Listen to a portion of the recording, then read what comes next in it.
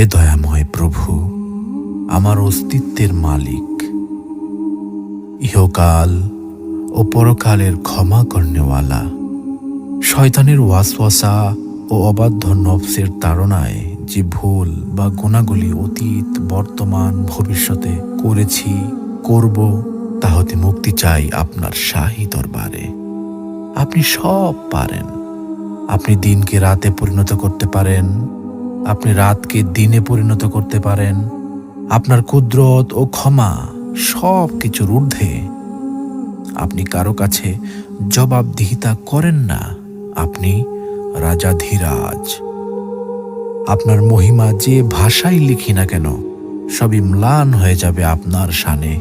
পাপের ভুবনে পাপে পূর্ণ আমি, শত সহস্রবার ভূপৃষ্ঠে কপাল ঠেকিয়ে আপনার নূরের চরণতলে ক্ষমা চাই। হে প্রভু দয়াময়, ক্ষমা করুন নিজ গুণে।